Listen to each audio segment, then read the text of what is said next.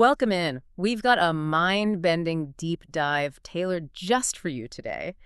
Usually, when you look at human history, you expect completely isolated cultures to come up with wildly different maps of reality. Oh, absolutely.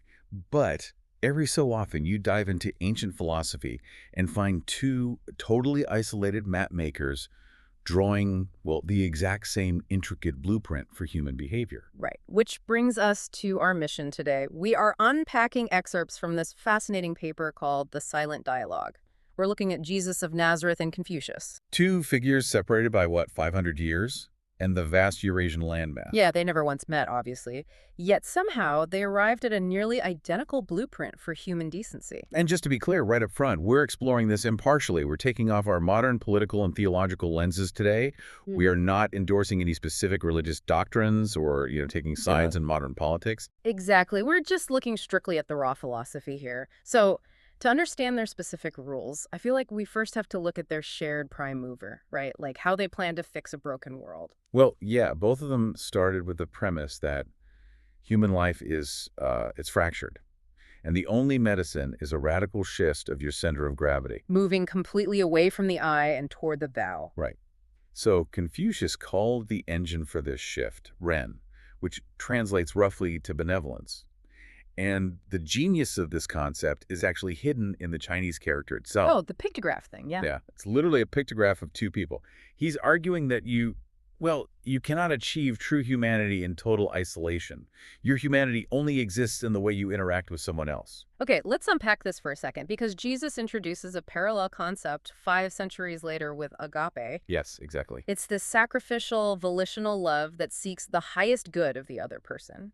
I mean, it's like finding the exact same source code running on two completely different operating systems. That is a great way to put it. But, if love is that underlying source code, it really only matters if it computes into daily action. Right, which brings us to their famous rules of reciprocity, the golden rule. Yeah, though reading the excerpts, Confucius goes with what they call the silver rule.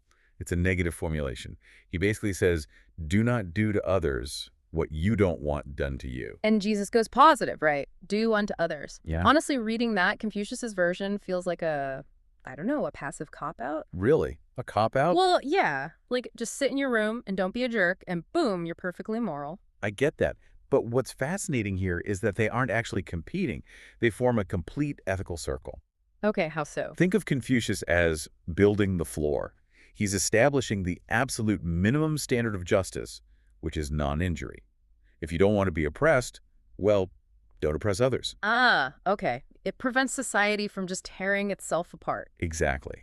And then Jesus provides the ceiling, the maximum proactive service. So Confucius builds the floor of justice so we don't hurt each other. And Jesus paints the ceiling of charity so we actively help each other. Like, you'd want to be rescued if you were drowning, so you have to go out and rescue the drowning. Right. Empathy becomes the measuring stick for literally everything, from that baseline of non-injury to the absolute maximum proactive service. But that entire structure collapses the second it just becomes like a performance, right? Oh, completely. Yeah. Both of these figures lived in societies where people used rigid rituals to mask deep, deep corruption. They just despised spiritual hypocrisy. They were total internalists. I mean, Confucius demanded this mechanism he called the rectification of names. Yes, that's such a crucial concept. He believed that if a leader or a father doesn't actually act like one, the title itself is broken. You have to transform your internal character to actually earn the word rather than just, going through the motions. And Jesus demanded a very similar internal overhaul. He called it metanoia, which is a complete turning of the mind and heart. Like when he said you can't just clean the outside of a cup while the inside is full of greed. Exactly. But here is where we hit the great divergence. I mean, they agreed entirely on the path, but they had completely different destinations in mind. Right. Confucius was aiming for earthly social harmony, a very horizontal focus on filial piety, basically creating a beautifully ordered garden right here on earth. Yeah, whereas Jesus was aiming for a transcendent heavenly kingdom. His framework was totally vertical, relying on this inverse logic. Right, because his goal wasn't earthly stability. He could demand radical paradoxes, arguing that to save your life, you actually have to lose it. Exactly. So bringing this all together, what does this universal code of morality mean for us?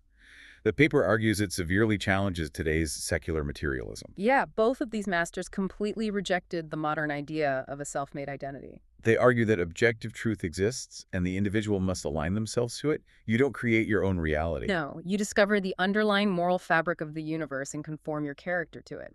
Which brings us to a final provocative thought for you to chew on today. Oh, I like this part. The text highlights that both Jesus and Confucius believed systemic justice is completely impossible without rectified individuals. Yes. So, if internal character transformation absolutely must precede structural change, how does that flip the script on how you approach modern social activism today? Wow. Yeah, if you want to redraw the map of And society. you have to start by fixing the map maker.